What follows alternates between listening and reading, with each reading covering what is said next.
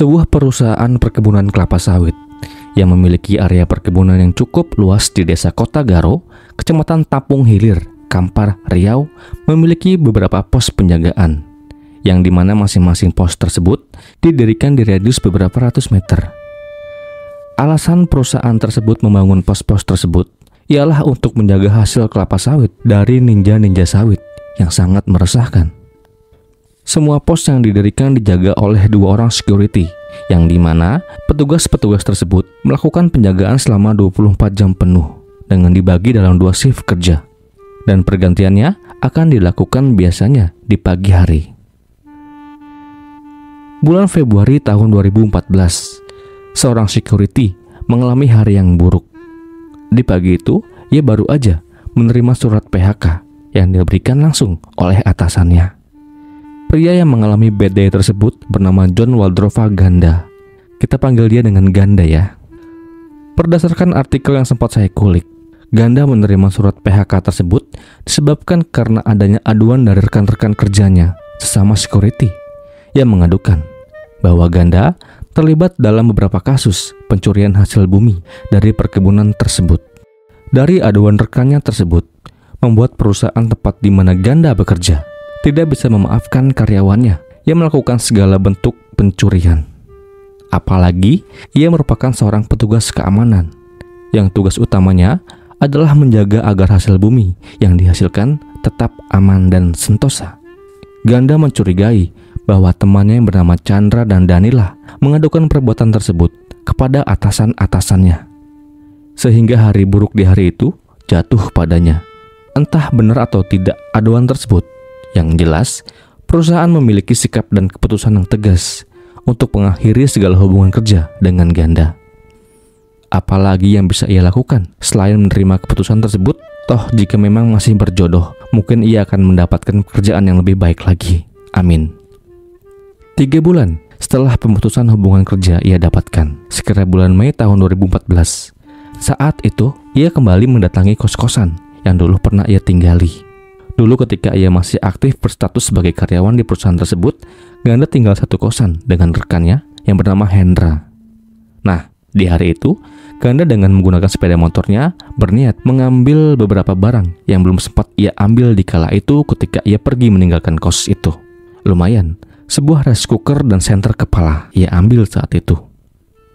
Ganda ambil barang tersebut, lalu ia ikatkan di sepeda motornya. Tiba-tiba, sebuah sepeda motor lain melaju tatkala Ganda sibuk mengemasi barang-barangnya. Terlihat olehnya saat itu, Chandra dan Daniel tengah menuju pos penjagaan tempat mereka bekerja, lengkap dengan setelan security yang gagah yang mereka gunakan. Kala itu dikarenakan sedang sibuk, ia tidak sempat menegurnya. Sepeda motor yang dibawa oleh Chandra berlalu begitu saja. Sekira 30 menit setelah Ganda selesai dengan mengemasi barang-barangnya, ia pun pamit kepada Hendra dan berniat kembali pulang menuju tempat tinggalnya.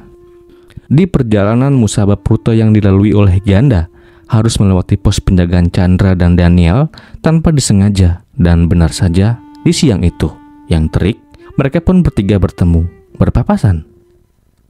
Ganda pun memulai sapaannya. "Bang, apa kabar?" Chandra kemudian membalas sapaan Ganda. "Mau ngapain lagi kamu kesini? Sana sudah pulang saja." Dan ditambah dengan ucapan-ucapan lainnya yang kala itu membuat Ganda sakit hati. Mendengar balasan tersebut, Ganda hanya bisa diam dan berlalu menuju kos-kosannya yang berada di Simpang Bunut, Perawang, Siak. Mungkin sudah banyak juga ya kasus-kasus yang saya kulik. Anggaplah dari 10 kasus yang saya kulik, saya mendapati 7 hingga 8 pelaku yang memutuskan untuk melakukan tindakan penghilangan nyawa yang disebabkan oleh ketidakmampuan pelaku dalam memfilter rasa sakit hatinya agar tidak tumbuh rasa dendam yang berujung pada tindakan melanggar hukum. Nah, Ganda ini adalah 7 hingga 8 orang tersebut. Ganda tidak mampu mengatur rasa sakit hatinya agar tidak tumbuh bibit-bibit dendam. Dan dari sinilah maut secara perlahan namun pasti menghampiri Chandra dan Daniel bermula. Dan dari sini pula tragedi hidup Ganda yang menyedihkan bermula. 10 Mei tahun 2019 atau 2 hari setelah umpatan tersebut ia terima. Dan ketika rasa dendam telah menguasai hati dan pikirannya saat itu, keputusan Ganda sudah bulat. Apalagi menurutnya, Chandra dan Daniel adalah orang di balik pemecatan dirinya beberapa waktu yang lalu. Dikarenakan Chandra dan Daniel pernah bekerja di satu shift dengan Ganda, maka Ganda pun paham jam-jam atau waktu-waktu lengah incarannya tersebut. Setelah semakin bulat rencananya, lalu sebuah palu kemudian ia siapkan. Palu tersebut ia masukkan ke dalam tas kecil yang ia miliki. Sekira jam 6 sore, Ganda pun memulai perjalanannya. Cukup jauh ia berkendara untuk tanda kutip menemui kedua sahabatnya tersebut. Butuh waktu kira-kira 2 jam untuk sampai ke lokasi atau pos jaga di mana Chandra dan Daniel berdinas di malam itu. Sesampainya di sebuah lokasi yang tak jauh dari pos penjagaan tersebut, Ganda tidak langsung menuju tempat Chandra dan Daniel berdinas malam itu. Tetapi Ganda menunggu waktu yang pas untuk melancarkan aksinya. Lalu ketika jam telah menunjukkan pukul 10 malam, tibalah saatnya Ganda melancarkan aksinya. Ia kemudian melajukan sepeda motornya menuju pos jaga yang dulu pernah ia tepati.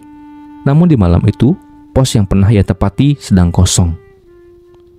Di pos tersebut, tepat di sebuah sisi sebelah kanan, Ganda kemudian mengambil satu sajam berbentuk parang di balik pelepah-pelepah daun pisang. Sebuah sajam yang dulu pernah ia pakai untuk berjaga-jaga ketika ia masih bertugas dulu. Ia parkirkan sepeda motornya dan dengan berjalan kaki, Ganda menuju pos tempat di mana Chandra dan Daniel berdinas. Ia pun mengendap-endap dengan palu di tangan kirinya dan parang di tangan kanannya. Setelah cukup dekat dengan pos jaga sahabat-sahabatnya itu, Ganda pun sempat memantau situasi, apakah ada hal yang kira-kira bisa mengganggu kelancaran aksinya saat itu. Di pos itu pula, Ganda mendapati sepeda motor Chandra yang terparkir. Maka yakinlah ia bahwa di malam itu adalah malam yang tepat. Ia dekati tangga pos, lalu ia naiki. Sesampainya di atas, Chandra dan Daniel yang saat itu tengah merebahkan dirinya tiba-tiba tersadar oleh kedatangan Ganda. Lalu secara refleks, Chandra kemudian menendang Ganda hingga Ganda terjatuh. Namun satu tendangan Chandra nampaknya tidak cukup untuk menumbangkan tubuh Ganda. Sebagai serangan balasan, lalu dengan sekuat tenaga, Ganda pun mengayunkan sajam tersebut tepat mengenai leher Chandra. Chandra pun tumbang. Mengetahui rekannya telah diserang, Daniel kemudian berniat untuk melawannya. Namun gerakan Daniel kalah cepat dengan Ganda.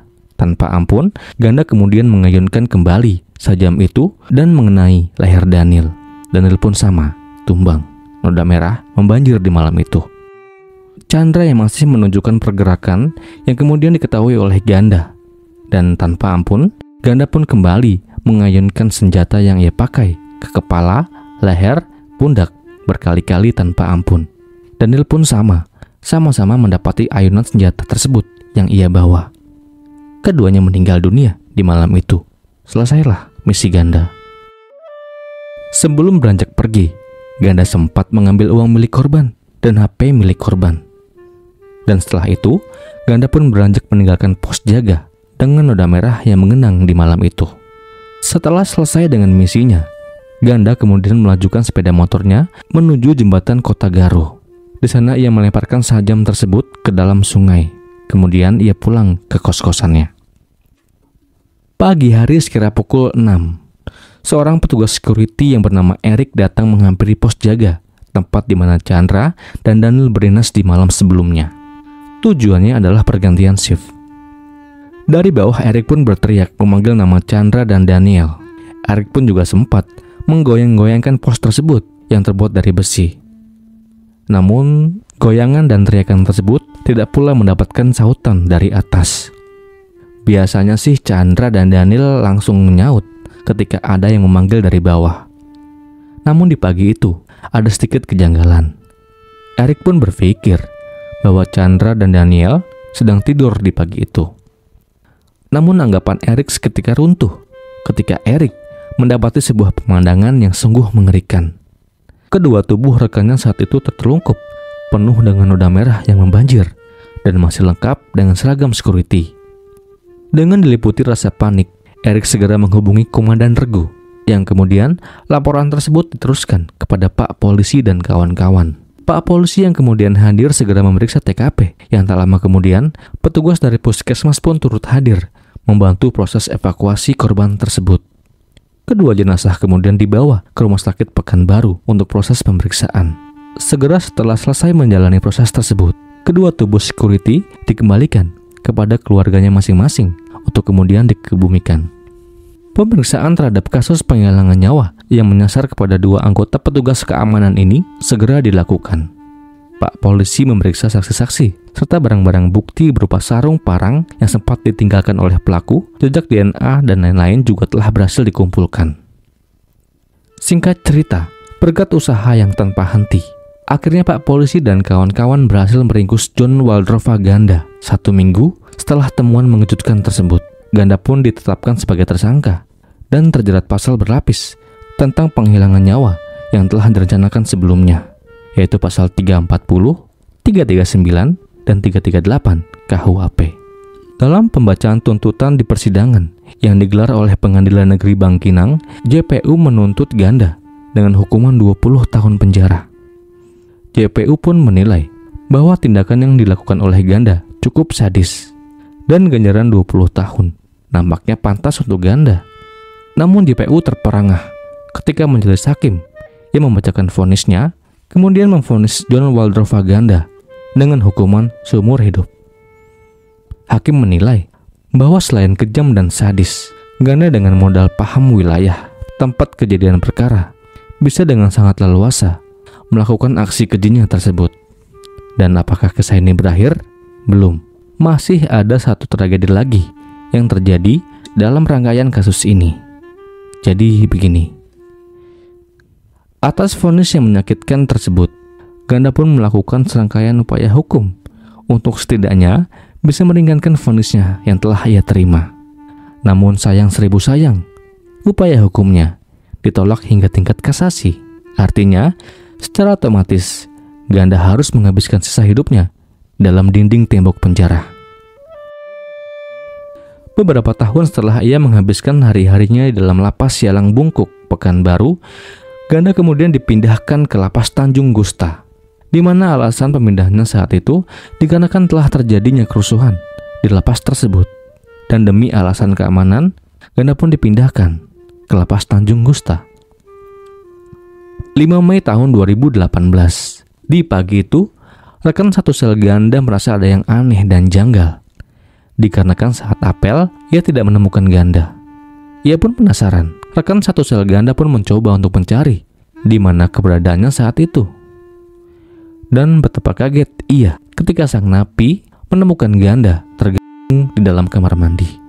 Temuan itu segera ia laporkan kepada petugas sipir. Dilanjutkannya dengan mengevakuasi tubuh yang tergantung tersebut untuk kemudian dilakukan pemeriksaan dan pengembalian ke pihak keluarganya yang berada di Sumatera Utara. Rekan satu sel Ganda yang menemukan Ganda tergantung berkata, 1 hari sebelum tubuhnya ditemukan tergantung, Ganda bergelagat aneh. Beberapa kali ia mondar-mandir ke kamar mandi, serta di hari itu, Ganda terlihat diam dan murung. Dan itulah akhir kisah rangkaian kasus hilangnya nyawa petugas keamanan yang berakhir dengan kisah yang menyedihkan. Dan semoga kisah ini bisa menjadi pelajaran bagi kita semua agar senantiasa terus menjaga hati, menjaga lisan, dan menjaga tingkah laku kita agar kita semua terhindar dari hal-hal yang tidak kita inginkan. Dan kisah ini pun berakhir.